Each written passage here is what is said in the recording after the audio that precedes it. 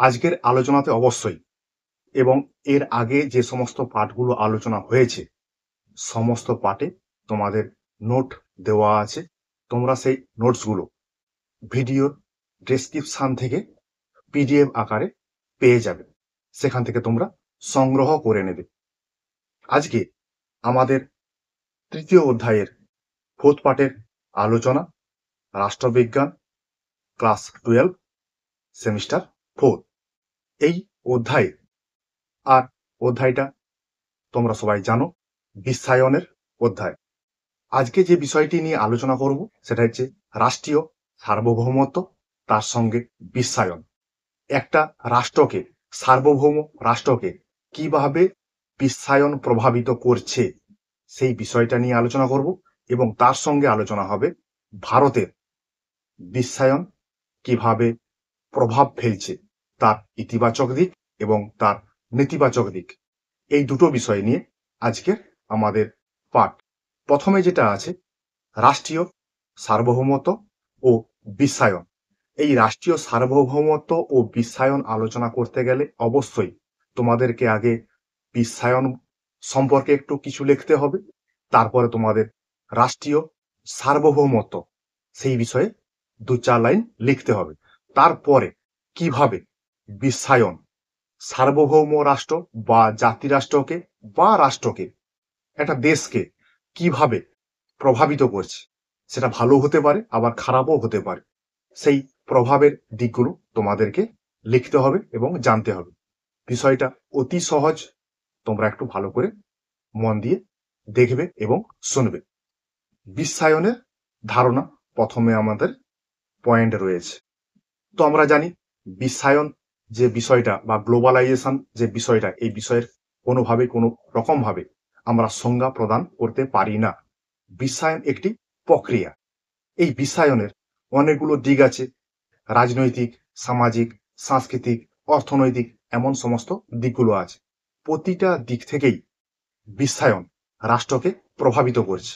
বিশেষ করে যখন 1991 খ্রিস্টাব্দে সোভিয়েত ইউনিয়নের পতন হয়ে যায়, তারপর থেকেই বিশ্বায়নের রমরমা শুরু হয়। কোন রাষ্ট্র বিশ্বায়নকে ছাড়া আর নিজে একলা পথ চলতে পারছে না। এই বিশ্বায়নটা এমন একটি বিশ্বব্যাপী একটি প্রক্রিয়া, যেখানে রাষ্ট্রগুলো আর নিজের সিদ্ধান্ত নিজে নিতে পারছে না। আগে রাষ্ট্রগুলো তার নিজের সিদ্ধান্ত নিজে নিতে পারত, কিন্তু এই বিশ্বায়নের প্রভাবে সে আর নিজের সিদ্ধান্ত নিজে গ্রহণ করতে পারছে না। তবে একটা কথা না বললেই নয়, বিশ্বায়নের প্রভাবে একটি রাষ্ট্র অর্থনৈতিক, সাংস্কৃতিক, রাজনৈতিক দিক থেকে অনেকটাই সমৃদ্ধ হয়েছে। কেন? মুক্তবাজার অর্থনীতি, অবাধ বাণিজ্য নীতি, উদারীকরণ, বেসরকারীকরণ ইত্যাদি ইত্যাদি বিষয়গুলো রাষ্ট্রের অভ্যন্তরে প্রবেশ করছে। আর এইগুলোকে নিয়ন্ত্রণ করছে কে? ডব্লিউটিও, ওয়ার্ল্ড ব্যাংক, IMF এর মতো আন্তর্জাতিক সমস্ত সংগঠনগুলো। এইভাবে তোমরা বিশ্বায়নের ধারণা 2-4 লাইন লিখবে। তারপরে আমাদের যে পয়েন্টটা আছে সার্বভৌমিকতার ধারণা। আধুনিক বিশ্বে কিন্তু সার্বভৌমিকতার ধারণা একটি গুরুত্বপূর্ণ বিষয়। তোমরা সকলেই ফার্স্ট সেমিস্টারে সার্বভৌমিকতা সম্পর্কে পড়ে এসছো। একটি রাষ্ট্রের মূল বৈশিষ্ট্য বা উপাদান সার্বভৌমিকতা। সেই সার্বভৌমিকতা ছাড়া একটা রাষ্ট্র কোনোভাবেই গঠিত হতে পারে না। এই সার্বভৌমিকতা সম্পর্কে অনেক রাষ্ট্র দার্শনিক তাদের মতামত ব্যক্ত করেছেন। তাদের মধ্যে রয়েছেন যেমন বোঁদা, অস্টিন, হবস প্রমুখ রাষ্ট্র দার্শনিকগণ। তবে সার্বভৌমিকতার অর্থ হচ্ছে চূড়ান্ত ক্ষমতা, নিরঙ্কুশ ক্ষমতা, শ্রেষ্ঠ ক্ষমতা, যে ক্ষমতা বলে একটি রাষ্ট্র অন্য রাষ্ট্রের কাছে কোনোভাবেই নতি স্বীকার করতে চায় না। এই সার্বভৌমিকতার দুটি দিক আছে, একটি বাহ্যিক সার্বভৌমিকতা আর একটি আভ্যন্তরীণ সার্বভৌমিকতা। তো বাহ্যিক সার্বভৌমিকতা বিষয়টা কি? বাহ্যিক সার্বভৌমিকতা হচ্ছে একটি রাষ্ট্র অপর কোনো রাষ্ট্রের আদেশ নির্দেশ দ্বারা প্রভাবিত না হয়ে সম্পূর্ণ স্বাধীনভাবে পরিচালিত হবে, তখন তাকে বলা হবে বাহ্যিক সার্বভৌম।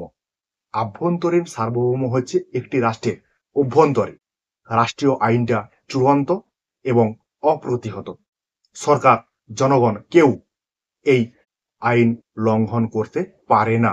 তাহলে বুঝতে পারছো একটা রাষ্ট্রের সার্বভৌম ক্ষমতাটা কতটা জরুরি।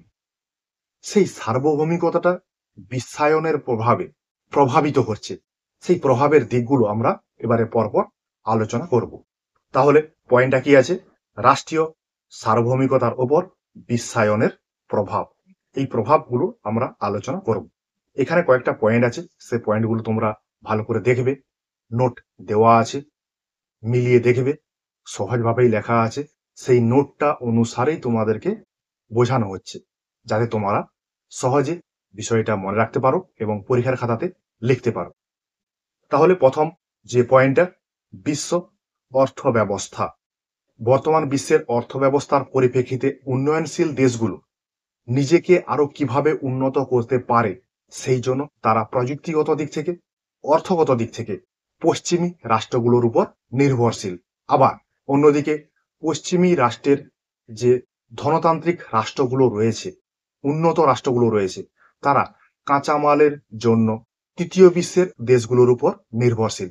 এইভাবে আজকের বিশ্বায়নের বাজারে রাষ্ট্রগুলি, সে পশ্চিমী রাষ্ট্র হোক আর তৃতীয় বিশ্বের রাষ্ট্র হোক, এরা কিন্তু পরস্পরের সঙ্গে অনেকটাই নির্ভরশীল এবং তারা পরস্পরকে সহযোগিতা করছে। তাহলে দেখো, একটা রাষ্ট্র অন্য একটি রাষ্ট্রের উপর নির্ভরশীল, পরস্পরকে সহযোগিতা করছে, মানে এই রাষ্ট্রগুলি আর নিজে থেকে নিজের সিদ্ধান্ত নিতে পারছে না। কাঁচামাল কিভাবে পশ্চিমী রাষ্ট্রে পৌঁছানো হবে, সেটা যেমন একটা রাষ্ট্রের উপর নির্ভর করছে, তেমনি উন্নত দেশ কখন তার প্রযুক্তি অনুন্নত দেশে বা তৃতীয় বিশ্বের দেশে পৌঁছাবে, সেটা কিন্তু সেই রাষ্ট্রের উপর নির্ভরশীল। তাহলে একটা রাষ্ট্র কোনোভাবেই তার সিদ্ধান্ত গ্রহণের উপর নিজস্ব সিদ্ধান্ত গ্রহণ করতে পারছে না। তাহলে এখানে একটা রাষ্ট্রের সার্বভৌমিকতাটা অন্য একটা রাষ্ট্রের উপর নির্ভরশীল হয়ে পড়ছে, মানে প্রভাবিত হচ্ছে বিশ্বায়নের প্রভাবে একটি রাষ্ট্রের সার্বভৌমিকতা। দ্বিতীয় নম্বর যে পয়েন্টটা রয়েছে, বৃহৎ শক্তির আধিপত্য ও শক্তিজোট। 90 দশকের শেষের দিকে যখন সোভিয়েত ইউনিয়নের পতন হয়, সোভিয়েত ইউনিয়ন একটি সময়তান্ত্রিক দেশ, সেই সময়তান্ত্রিক দেশটি যখন পতন হয়, তখন সারা বিশ্বে আমেরিকা যুক্তরাষ্ট্র একাধিপত্য বিস্তার করেছে। ঠিক এই সময় বিভিন্ন রকম শক্তিজোট এবং পুঁজিবাদী রাষ্ট্রের আধিপত্য সারা বিশ্বের অন্যান্য রাষ্ট্রগুলির সার্বভৌমিকতার সংকটের সৃষ্টি করেছে। একটা উদাহরণ দিলে তোমরা অবশ্যই বুঝতে পারবে। 2003 সালে মার্কিন যুক্তরাষ্ট্র, ফ্রান্স, ইংল্যান্ড এই তিনটি রাষ্ট্র মিলে যে ন্যাটো বাহিনী ছিল, সেই ন্যাটো বাহিনী সিরিয়া আক্রমণ করে। তাহলে এই যে শক্তিশালী দেশগুলো, তারা একটা অনুন্নত দেশের বা কম শক্তিশালী দেশের আভ্যন্তরীণ বিষয়ে হস্তক্ষেপ করছে। তাহলে লিবিয়া আক্রমণ করছে, লিবিয়া আক্রমণ করার মধ্য দিয়ে লিবিয়া রাষ্ট্র ব্যবস্থাটাকে পুরো ধ্বংস করেছে। তাহলে এখানে কিন্তু ওই লিবিয়া সার্বভৌমিকতা সংকটের মুখে পড়েছে। তাহলে বিশ্বজনীন ক্ষেত্রে যখন শক্তিজোট তৈরি হয়েছে, তখন রাষ্ট্রের সার্বভৌমিকতা সংকট দেখা দিচ্ছে। 3 নম্বর পয়েন্ট, আন্তর্জাতিক সংগঠন। বর্তমান বিশ্বে বহু আন্তর্জাতিক সংগঠন গড়ে উঠেছে। এগুলো কিন্তু বিশ্বায়নের যে রাজনৈতিক দিক, তার এটা একটা অন্যতম বৈশিষ্ট্য। উল্লেখযোগ্য বিষয়, এই যে বহুজাতিক সংস্থাগুলো গড়ে উঠেছে, আন্তর্জাতিক সংগঠনগুলো গড়ে উঠেছে, তাদের ক্ষমতা একটা রাষ্ট্রের থেকে অত্যধিক, অনেক গুণ বেশি তাদের ক্ষমতা। এই সমস্ত আন্তর্জাতিক সংগঠন বা বহুজাতিক সংস্থা একটা রাষ্ট্রের সিদ্ধান্ত গ্রহণে প্রভাবিত করছে। একটা রাষ্ট্র কিভাবে সিদ্ধান্ত গ্রহণ করবে, সেই সিদ্ধান্তটা কি হবে, সেটা কিন্তু ওই আন্তর্জাতিক সংগঠন, প্রতিষ্ঠান, এমএনসিজ মানে বহুজাতিক সংস্থা, তারা কিন্তু সিদ্ধান্ত গ্রহণ করছে। এইভাবে আন্তর্জাতিক ক্ষেত্রে আন্তর্জাতিক সংগঠন বা প্রতিষ্ঠান সমূহ রাষ্ট্রের সার্বভৌমত্বটাকে সংকটে ফেলছে। এটা কিন্তু একটা খারাপ দিক বিশ্বায়নের। 4 নম্বর পয়েন্ট, আন্তর্জাতিক আইন। ডেভিড হেল্ট নামক একজন রাষ্ট্র দার্শনিক বা রাষ্ট্রবিজ্ঞানী, তিনি বলেছেন, আন্তর্জাতিক আইনের বাধানিষেধ ও নিয়ম কানুন একটা জাতি রাষ্ট্রের সার্বভৌমিকতাটাকে অনেকটাই প্রভাবিত করছে।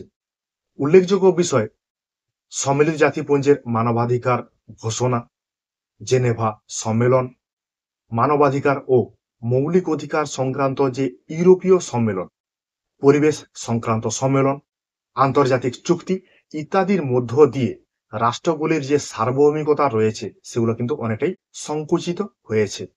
মানে একটা রাষ্ট্র যদি অন্য একটা রাষ্ট্রের সঙ্গে সন্ধি চুক্তি এই সমস্ত করে বা পরিবেশ সম্মেলনের জন্য তারা মিলিত হয়, তাহলে একটা রাষ্ট্রের সার্বভৌমিকতা, একটা রাষ্ট্রের নিজস্বতা সেটা কিন্তু অনেকটাই লঙ্ঘিত হবে বলে ডেভিড হেল্ট মনে করেছেন। তাহলে আন্তর্জাতিক আইন বিশ্বায়নের প্রভাবে একটা রাষ্ট্রের আভ্যন্তরীণ বিষয়ে হস্তক্ষেপ করতে শুরু করেছে। এটা কিন্তু একটা খারাপ দিক।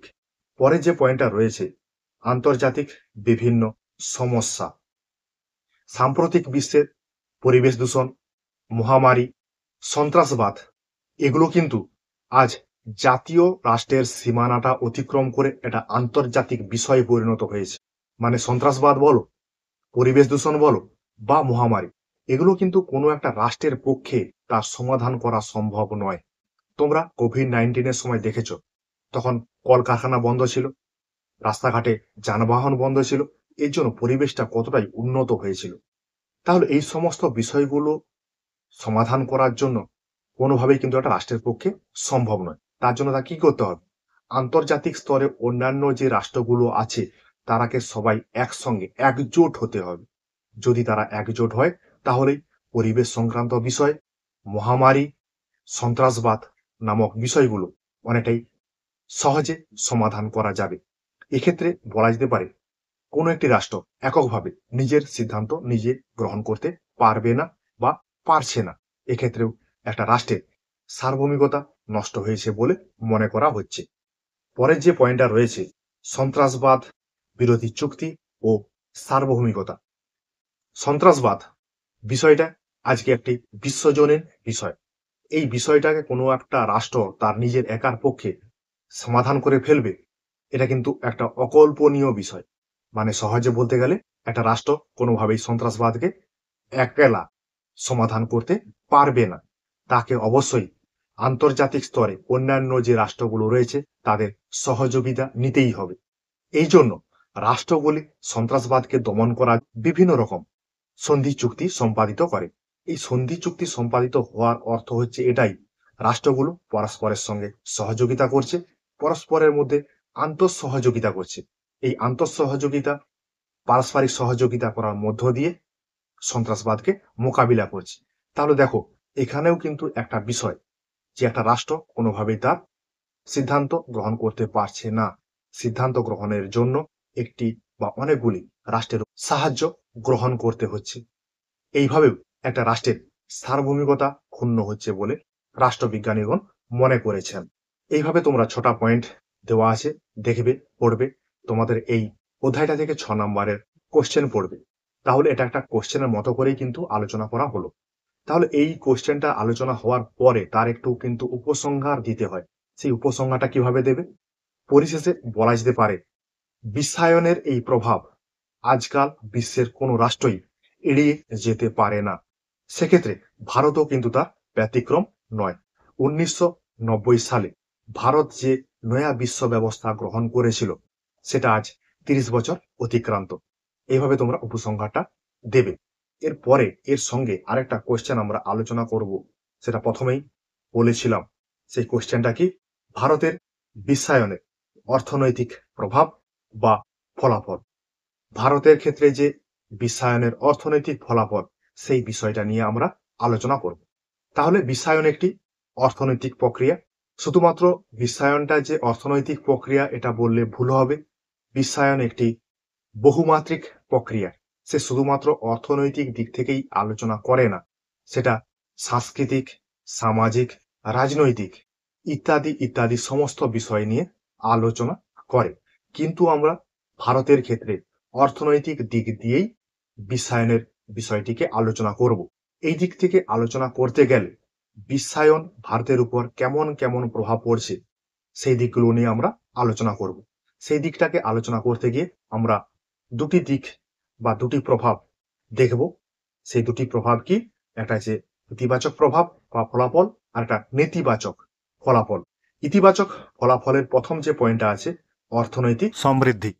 বিশ্বায়ন ভারত গ্রহণ করেছিল 1990-এর দশক থেকে। তোমরা সবাই জানো তখন আমাদের ভারতবর্ষের প্রধানমন্ত্রী ছিলেন নরসিংহা রাও এবং তার অর্থমন্ত্রী ছিলেন মনমোহন সিং। তাদের কারণে ভারতে বিদেশি মুদ্রার বিনিয়োগ হয়েছে, মুক্ত বাণিজ্য শুরু করেছে ভারত, আন্তর্জাতিক ক্ষেত্রে সম্পর্ক স্থাপন করছে ভারত। তাহলে এই যে বিশ্বায়নের প্রভাব, সেই বিশ্বায়নের প্রভাবে ভারতে কিন্তু অনেকটাই আর্থিক সমৃদ্ধি হচ্ছে। বিশ্বায়ন যখন ভারতে শুরু হয় তার আগে ভারতের জিডিপি ছিল 3.5%, কিন্তু তা বেড়ে দাঁড়িয়েছে 7.7%। যদিও 2025 সালে এই জিডিপির পরিমাণ 6%। তবে যাই হোক, প্রত্যক্ষ বিদেশি বিনিয়োগ, আন্তর্জাতিক সম্পর্ক, মুক্ত বাণিজ্য, এই সমস্ত দিক থেকে দেখতে গেলে ভারতের কিন্তু অর্থনৈতিক শ্রীবৃদ্ধি অনেকটাই হয়েছে। ভারত এখন বিশ্বের চতুর্থ বৃহত্তম দেশ। এটা গেল তাহলে ভারত ও বিশ্বায়নের যে প্রভাব তার প্রথম পয়েন্ট। দ্বিতীয় পয়েন্টে আছে ব্রেন ড্রেনের পরিমাণ হ্রাস। ব্রেন ড্রেন তোমরা বিষয়টা জানো, বা মেধা চালান বিষয়টা তোমরা জানো। অনুন্নত দেশের মেধা বা ভালো ছাত্র ছাত্রী তারা কি করছে, উন্নত দেশে চলে যাচ্ছে। উন্নত দেশে যাওয়ার কারণটা কি, তারা উচ্চ বেতন পাবে, ভালো থাকতে পারবে, ভালো খেতে পাবে, এই জন্যই তারা উন্নত দেশে চলে যাচ্ছে। এর ফলে উন্নত দেশের যে মেধাটা বিক্রি হয়ে যাচ্ছে অন্য উন্নত দেশের কাছে। কিন্তু বর্তমান দিনে এমন একটা সিচুয়েশনের সৃষ্টি হয়েছে যেখানে বিদেশি উন্নত রাষ্ট্রের বহুজাতিক সংস্থাগুলো ভারতে তাদের সংস্থা স্থাপন করছে। তারা ভারতীয় মেধাকে উচ্চ বেতনে ভালো জীবনযাত্রা দিয়ে তাদেরকে পুষে রেখেছে। তাহলে ভারতীয় যে মেধাটা সেটা কিন্তু আর অন্য দেশে বিদেশে পাড়ি দিচ্ছে না। তাহলে বিশ্বায়নের প্রভাবে ভারতে ব্রেন ড্রেনের পরিমাণটা অনেকটাই কমেছে, এটা কিন্তু বলা যেতেই পারে। এটা একটা ভালো দিক ভারতের ক্ষেত্রে। 3 দাগের পয়েন্টটা রয়েছে বাজার সম্প্রসারণ। বিশ্বায়নের ফলে ভারতে যারা বা যে সমস্ত ব্যবসায়িক গোষ্ঠী বা প্রতিষ্ঠানগুলো রয়েছে তারা শুধুমাত্র আজ কিন্তু ভারতে ব্যবসা বাণিজ্য করছে না, তারা আজকে বিশ্বব্যাপী তাদের ব্যবসাগুলো চালিয়ে যাচ্ছে। মানে ভারতীয় ব্যবসা অন্যান্য রাষ্ট্রে সম্প্রসারণ হচ্ছে। যেমন দেখো, রিলায়েন্স, টাটা স্টিল, ইনফোসিস, দ্য উইপ্রো ইত্যাদি ইত্যাদি ব্যবসায়িক সংগঠনগুলি, প্রতিষ্ঠানগুলি আজ বিশ্বব্যাপী তাদের ব্যবসা চালাচ্ছে, ব্যবসা বাণিজ্য করছে। তাহলে বিশ্বায়নের ফলে এটা কিন্তু সম্ভব হয়েছে। ভারতীয় ব্যবসা প্রতিষ্ঠান অন্য রাষ্ট্রে গিয়ে ব্যবসা করছে। এটা গেল 3 নম্বর পয়েন্ট। 4 নম্বর পয়েন্টে কি আছে দেখি। 4 নম্বর পয়েন্টে আছে কর্মসংস্থান। বিশ্বায়নের সুবাদে বহু বিদেশি যে সমস্ত কোম্পানিগুলো রয়েছে তারা ভারতে এসে তারা মার্কেট স্থাপন করছে, কোম্পানি স্থাপন করছে। তাহলে এইভাবে যদি তারা কোম্পানি স্থাপন করে তাহলে তারা তো আর নিজের দেশ থেকে লোকজন এনে এখানে কাজ করতে পারবে না। তার জন্য কি হচ্ছে, ভারতীয় যারা যুবক যুবতী রয়েছে তারা চাকরি পাচ্ছে, কর্মসংস্থান হচ্ছে। এটা কিন্তু একটা বিশ্বায়নের ভালো প্রভাব। বিদেশের অনেক বীমা কোম্পানি আছে, মোবাইল কোম্পানি রয়েছে, তারা ভারতে আসছে, ভারতে এসে তাদের সংস্থা স্থাপন করছে। সেখানে ভারতীয় নাগরিকগণ, ভারতীয় যুবক যুবতী, ছেলে মেয়েরা তারা কিন্তু অনেকটাই কাজ পাচ্ছে। এটা কিন্তু ভারতের পক্ষে অনেকটাই ভালো। ভারতের জনগণ আর্থিক দিক থেকে সমৃদ্ধি হচ্ছে, তাদের কর্মসংস্থানের সুযোগ হচ্ছে এই বিশ্বায়নের ফলে। 5 দাগের যে পয়েন্টটা রয়েছে আধুনিক চিকিৎসা প্রযুক্তির প্রসার। বিশ্বায়নের ফলে উন্নত দেশগুলির যে চিকিৎসা পদ্ধতি সেগুলো কিন্তু আজকে ভারতের মার্কেটে চলে এসছে। ভারতে এখন উন্নত প্রক্রিয়ায় চিকিৎসা শুরু হয়েছে। এটার কারণ, মূল কারণ বিশ্বায়ন। যেমন দেখো, উন্নত যন্ত্রপাতির মধ্যে রয়েছে এমআরআই, সিটি স্ক্যান, এমনকি রোবোটিক সার্জারি কিন্তু ভারতে শুরু হয়েছে। ভারতে বিদেশি কোম্পানির ওষুধের মার্কেট তৈরি হয়েছে। সেই কারণে ভারত আজ বিশ্বের এক অন্যতম জেনেরিক ঔষধ উৎপাদক দেশে পরিণত হয়েছে। তাহলে এটা কিন্তু একটা ভালো দিক যে বিশ্বায়নের ফলে নিত্য নতুন উন্নত ধরনের ওষুধপত্র, চিকিৎসা পদ্ধতি ভারত গ্রহণ করছে এবং ভারতের নাগরিকের মৃত্যুর হার অনেকটাই কমে যাচ্ছে। এটা সম্ভব হয়েছে বিশ্বায়নের কারণে। পরে 6 দাগের যে পয়েন্টটা রয়েছে, বিদেশি টিভি চ্যানেলের প্রসার। বিশ্বায়নের পর বিশ্বের বিভিন্ন দেশের যে টিভি চ্যানেল যেগুলো রয়েছে, সেগুলো কিন্তু ভারতের মার্কেটে চলে এসছে। ভারতের জনগণরা সেগুলো দেখতে পাচ্ছে। যেমন বিবিসি, আল জাজিরা, এই সমস্ত যে টিভি চ্যানেলগুলো, সেগুলো কিন্তু আগে দেখা যেত না, এখন আমরা দেখতে পাচ্ছি। এমনকি বিদেশি বিনোদনের যে সমস্ত চ্যানেলগুলো রয়েছে, যেমন national geography, star movies, Discovery, HBO, এই সমস্ত চ্যানেলগুলোর মধ্য দিয়ে আমরা বিদেশের খবরাখবর জানতে পারছি এবং আমরা নিজেদেরকে অনেকটাই সমৃদ্ধ করছি। এটা কিন্তু একটা ভালো দিক বিশ্বায়নের। এইবারে আমরা আসি বিশ্বায়নের যে নেতিবাচক দিক রয়েছে, সেই নেতিবাচক দিকের আলোচনাতে। অর্থনৈতিক বিশ্বায়নের ফলে ভারতবর্ষ যেমন সমৃদ্ধ হয়েছে, তেমনি বিশ্বের যে সমস্ত তৃতীয় বিশ্বের দেশগুলো রয়েছে, তারাও কিন্তু অর্থনৈতিক দিক থেকে, সাংস্কৃতিক দিক থেকে, সামাজিক দিক থেকে অনেকটাই সমৃদ্ধ হয়েছে। কিন্তু তোমরা একটা বিষয় জানো যে প্রদীপের নিচে অন্ধকার থাকে, তাহলে ভালো জিনিসের একটা খারাপ দিক অবশ্যই থাকবে। সেই বিশ্বায়নের ফলে ভারতের প্রভাব যে অনেকটাই খারাপের দিকে যাচ্ছে, সেই বিষয়গুলো নিয়ে আমরা আলোচনা করব। প্রথমে আছে অর্থনৈতিক বৈষম্য। বিশ্বায়নের ফলে ভারতে অর্থনৈতিক সমৃদ্ধ হয়েছে, এই বিষয়টা অনেকে কিন্তু মনে করেন। মুক্তবাজার অর্থনীতির ফলে ভারতের যে জিডিপি, সেটা কিন্তু অনেকটাই উন্নত হয়েছে, আমরা আগের পয়েন্টে জানলাম। এই জিডিপি বাড়ার অর্থ হচ্ছে সারা ভারতবর্ষের অর্থনৈতিক অবস্থাটা অনেক স্টেবিলিটি, অনেকটাই সমৃদ্ধ হয়েছে। ব্যক্তি হিসাবে, জনগণ হিসাবে দেখতে গেলে ব্যক্তির কোনোভাবেই আর্থিক শ্রীবৃদ্ধি হয়নি। বিশ্বায়নের ফলে যারা ধনী ছিল তারা আরো ধনী হয়েছে, যারা দরিদ্র ছিল তারা আরো দারিদ্রতাতে পৌঁছে গেছে। একটা হিসাব বলছে যে বর্তমান বিশ্বের যে সম্পত্তি, সেই সম্পত্তির 50% সম্পত্তি বিশ্বের 1% মানুষের কাছে রয়েছে। তাহলে বিশ্বের আজ জনসংখ্যা কত? 700 কোটি। তাহলে আর বাকি 700 কোটি মানুষের কাছে বিশ্বের আর 50% সম্পত্তি বা সম্পদ রয়েছে।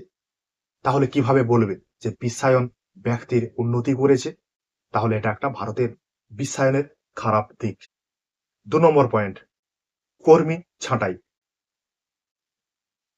বিশ্বায়নের যুগে কর্মী নিয়োগের ক্ষেত্রে একটা নতুন পদ্ধতি চালু হয়েছে। সেই পদ্ধতিটার নাম হচ্ছে হেয়ার অ্যান্ড ডেয়ার পদ্ধতি। মানে কাজ থাকলে তোমাকে ডেকে নেওয়া হবে, কাজ না থাকলে তোমাকে বিদায় দেওয়া হবে। এই নীতি অনুসরণ করার ফলে ভারতে অনেক ভালো ভালো দক্ষ শ্রমিক যারা রয়েছে, তারা ছাঁটাই হচ্ছে, তারা কর্ম হারিয়ে ফেলছে। ফলস্বরূপ কি হচ্ছে? শ্রমিকদের জীবনযাত্রা দুঃখ দুর্দশাতে পরিণত হচ্ছে। এটার মূল কারণ বিশ্বায়ন। তাহলে কি বলবে বিশ্বায়ন ভালো? 3 দাগের যে পয়েন্টটা রয়েছে, মানে পরের পয়েন্ট, দেশীয় শিল্পের অবক্ষয়। বিশ্বায়নের জন্য বিভিন্ন ধরনের কিন্তু দ্রব্য উৎপাদিত হচ্ছে। ফলে কি হচ্ছে? ক্রেতারা নিত্য নতুন জিনিস দেখতে পাচ্ছে।